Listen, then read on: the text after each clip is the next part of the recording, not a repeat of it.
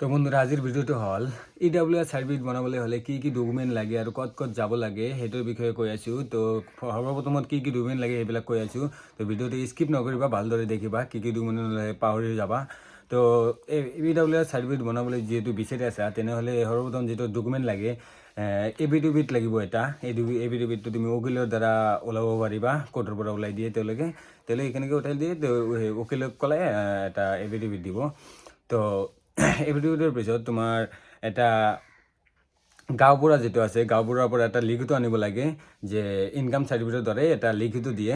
তো এই লিখিতটো লাগিব। তাৰপিছত চাৰ্টিফাই কপি লাগে এটা, 1966 চনৰ চাৰ্টিফাই কপি লাগিব এটা।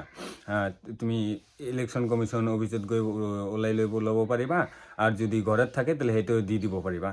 আৰু তোমাৰ যিটো 2025 চলি আছে নে 26 চলি আছে, তাৰ এই যে ভোটাৰ লিষ্ট যিটো কয় নিউ ভোটাৰ লিষ্ট, সেইটো ভোটাৰ লিষ্ট দিব লাগিব। আৰু যদি তোমাৰ ভোটৰ নাম উঠিছে তেনেহ'লে তোমাৰ ভোটাৰ আইডেণ্টি কাৰ্ডটো দিব লাগিব, আইডেণ্টি কাৰ্ড দিব লাগিব। আৰু তোমাৰ দেউতা বা মাকৰ লগত জিঅ'গ্ৰাফি ফটো দিব লাগিব এটা, যিটো কয় যে জিঅ' টেগ ফটো কয়। আৰু তোমাৰ নিজৰ পাছপোৰ্ট চাইজ ফটো লাগিব 2 copy, 2 copy passport size photo দিবা। আৰু তোমাৰ HLCৰ যিটো মাৰ্কশ্বিট আছে, মাৰ্কশ্বিট আৰু এডমিট কাৰ্ড, আৰু তোমাৰ NRCৰ যিটো ফাইনেল কপি হয়, NRC ফাইনেল কপি এটা লাগিব।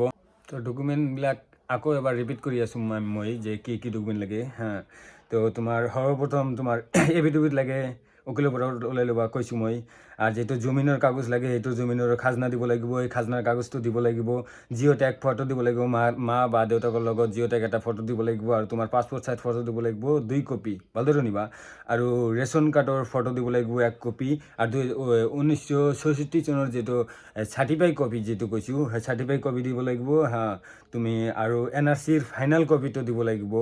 আবাৰ তোমাৰ ভোটাৰ আইডি কাৰ্ড থাকিলে ভোটাৰ আইডি কাৰ্ডটো দিব লাগিব, যাৰ যদি নাথাকে তেনেহ'লে দেউতাকৰ ভোটাৰ আইডি কাৰ্ডটো দি দিবা।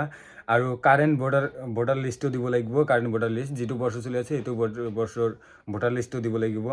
আৰু HLCৰ এডমিট কাৰ্ড বা মাৰ্কশ্বিট এটা দিলেই হ'ল।